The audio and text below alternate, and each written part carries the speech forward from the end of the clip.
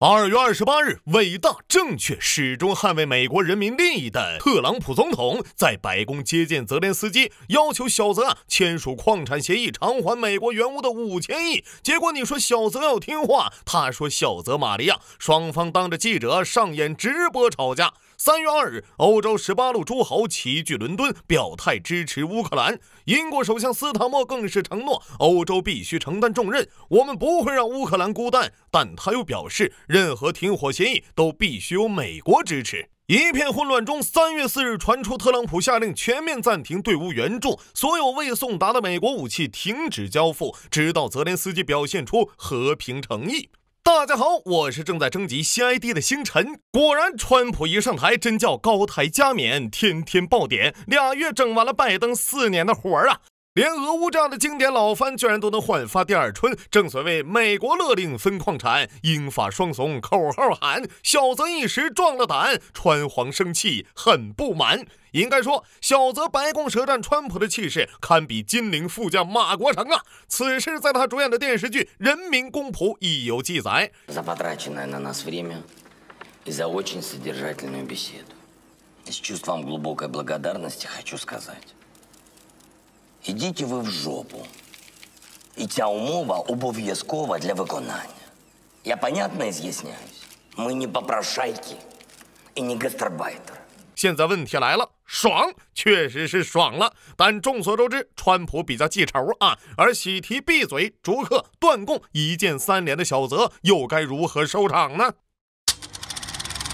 就在28号，小泽在白宫跟川普谈崩后，转身便马不停蹄奔赴伦敦参加欧洲元首峰会。相比于老美取消共进晚宴，连差旅费都不报的冷遇，欧洲这边给足了牌面，不仅首相迎来送往，还有多国领导人到站捧场，甚至小泽还坐了直升机觐见英王。抵达伦敦当天，首相斯塔默便在唐宁街会晤时表示，泽连斯基将得到整个英国的全力支持。随后双方签署协议，英国向乌克兰提供22.6亿英镑的贷款，跟美国那种3年借3500亿，实际到账750亿到期要还5000亿的黑网贷不同，英国这笔钱将用冻结的俄罗斯资产收益偿还。不仅如此，斯塔默还允许乌克兰使用16亿英镑的出口融资购买5000枚由英国制造的防空导弹，一边是美国暂停军援，一边是带英送钱送导弹，怎么样？仗义吧？现在问题就一个，这可是小英啊，一个把 F-35开进海里的国家，一个试射3x2差点干掉自家国防大臣的国家，一个能在海底上演核潜艇阵，将军比坦克还多的国家。抛开这些不谈，我再一查，英国援助的是这玩意儿，LMM 单兵轻型防空导弹，重13公斤，射程超6000米，主要打击目标是无人机。16亿英镑5000枚，折合32万英镑一枚，32万啦，什么概念呢？毛子的空中小摩托造价约1万欧，一打一个赔本就不说了，更过分的是，英国自用版单价不到10万英镑，而2024年乌克兰找戴英采购了650枚 LMM， 折合单价才25万英镑，不是说好的正义援助呢？众所周知援助越多吃的越多，吃的越多援助越少，所以援助越多援助越少。要说还得英国人会赚钱刚签贷款协议，转手卖点防空导弹，原汤化原食当然了还是有好消息的，除了敲竹杠是援助斯塔默呢召集了法、德、意等14国，外加北约、欧盟领导人，甚至大洋彼岸的加拿大特鲁多也千里驰援来到伦敦共商国事。大伙纷纷为小泽出谋划策，现场一片元神启动的景象首先是欧陆之光马克龙呼吁欧洲国家将国防开支从 GDP 的3%提升到3.5%。欧盟委员会主席冯德莱恩也表示，我们要将乌克兰打造成一个潜在侵略者难以啃食的钢铁豪猪。北约秘书长马克则承诺，此次会议上欧洲国家达成了一致，加大力度确保乌克兰拥有必要时间内继续战斗所需的一切。最壮志凌云的还是东道主英国，一边嚷嚷着要派兵匡扶正义的斯塔默终于行动了，宣布成立自愿联盟以捍卫乌克兰安全。该联盟将由英法联合其他国家共同组成。最后，斯塔默还在峰会演讲中表态，英国将以地面部队和空中飞机的援助来履行其承诺，援助效赚之，处处比首先是马克龙说的提军费，别说3.5%了，法国军费占 GDP 的比率勉强才2.1%。早在2014年，北约就呼吁将 GDP 的2%用于国防，但至今一半国家没达到。如意大利国防开支仅1.57%，比利时更少1.3%，这也是川普成天吐槽欧盟白嫖的原因。白嫖可耻啊！军费占比最高、装备最好的是波兰。2024年军费达到 GDP 的4%，今年准备增到4.7%。唯一美中不足的是他们准备花100亿自罗提启动东部盾牌计划。说人话就是在俄波边境挖壕沟布雷区筑反坦克墙，还呼吁欧盟各国一起出钱。二战遗风了，属于是至于小英的自愿联盟嘛，首相大人至今没有透露哪些国家自愿加入。当然了，此自愿非彼自愿，只要是联盟，哪个不是自愿的？不自愿的那叫附庸类似的有1999年澳大利亚在联合国授权下，领导澳、英、新3国组成的东帝汶国际部队登陆东帝汶维和，这是自愿联盟。2003年，美国没有联合国授权，纠结30个国家讨伐伊拉克，这也是。但问题在于，斯塔默的意思是，等乌克兰签署和平协议后，再派遣地面部队进入乌克兰。好，首先如果乌克兰能打赢俄罗斯，你带兵去干什么呢？其次，乌克兰打输了，你带兵准备把军队派哪儿最后人和平协议签完了，你带兵去干嘛呢？吃火锅？再退一步英国军队能派吗？派不了没这个能力，知道吧？咱以最强大的皇家海军为例拢共就2艘航母，结果带兵呢，1没钱，2没人，抛锚断轴漏水。甚至2022年，英国唯一能进行航母组装、中期维护的罗塞斯造船厂还传出准备关闭。啥？陆军？俄乌冲突后英国国防委员会要求国防部迅速提高工业能力，加快重建武器库存，因为按照目前的进展速度，预计要10年才能将武器数量恢复到可接受水平。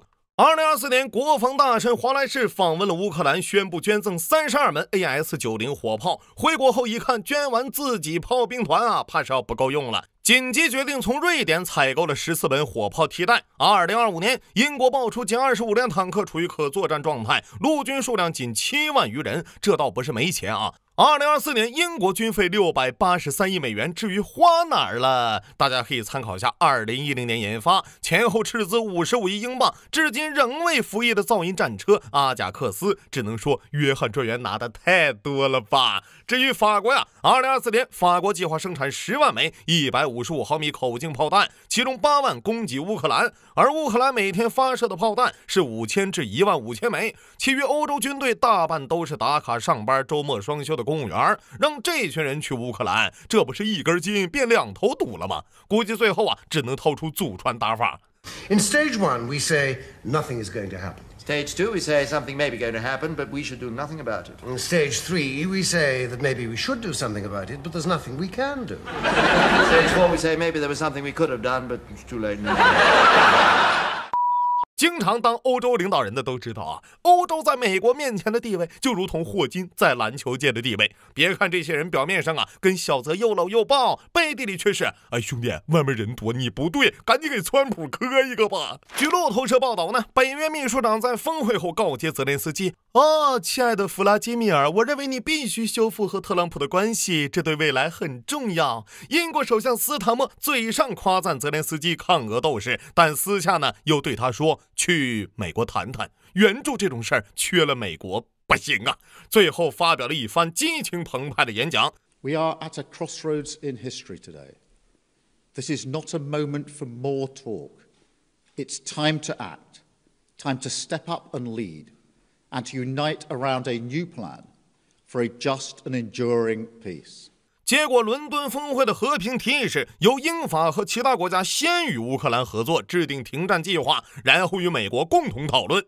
怎么说呢？欧洲就跟市中心开车一样，3步一个路口，5步一个红绿灯，领导人聚的比我大学室友聚的都勤，图啥呢？图160吗？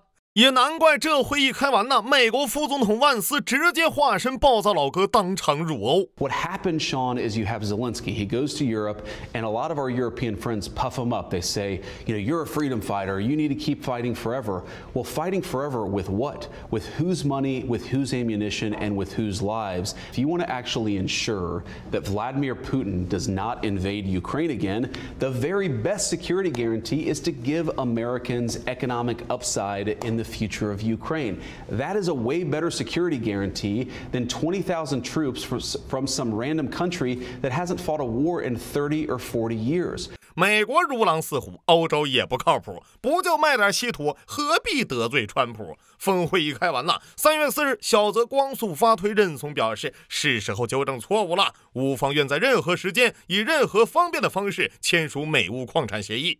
现在小泽呀也不提什么无保障停火不安全，下次去白宫估计都得穿西装说谢谢了。这么做是不是有点太过分了你啊？过啥分他还得谢啥呢？谢谢啊！天无二日，我心中只有一个太阳啊！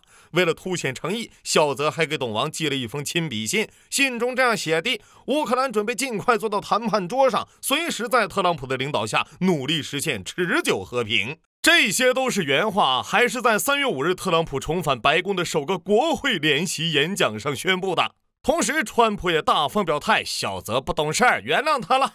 小泽呀，你不能只在特朗普生气之后才愿意低头啊！另外啊，川普还宣布，经过与俄罗斯严肃讨论后，美国从俄方获得准备好实现和平的强烈信号。看起来，持续3年之久的俄乌冲突即将迎来尾声了吗？但根据协议，乌克兰必须将50%的国有自然资源收益投入美乌共管基金，有基金会将资金投资乌克兰，堪称李中堂都不敢签的丧权辱国条款呐。协议里也没有美国保障乌克兰安全的条款，美国仅承诺支持乌克兰获得安全保障，至于谁提供，欧洲。3月4日，欧盟委员会主席冯德莱恩表示，我们正处于最危险的时代，准备调动8000亿欧重新武装欧洲计划。可笑的是啊，欧盟的最大武器进口国是哪儿呢？美国。此处我有一联，上联望美国虎口鲸吞，还要感恩；下联看欧洲群英荟萃，能贵就贵。2001年，普京访问德国，在联邦议会用德语宣布冷战结束，要迎接一个没有国界的欧洲新时代。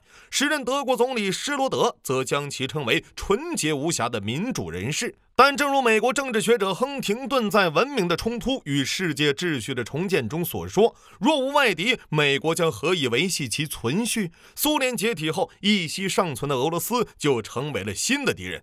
政治上针锋相对，军事上北约东扩，俄罗斯最终被阻挡于欧洲牌桌之外。格鲁吉亚冲突、克里米亚危机，一直到2022年2月24日，随着基辅机场的炮响，所有的和睦被撕得粉碎。2024年，美国前国务卿布林肯在慕尼黑安全会议上发表了一番餐桌菜单论。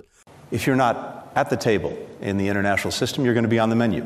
曾经的乌克兰是世界一极，苏联的一部分。曾经的欧洲在戴高乐时代是足以抗衡美苏的世界平衡手，但现在他们都被端上了餐桌。战争持续3年，乌克兰数万成年人命丧战场，数百万人民沦为难民，全国矿产被瓜分近在眼前，留下的全是残垣断壁，是数不清的外战。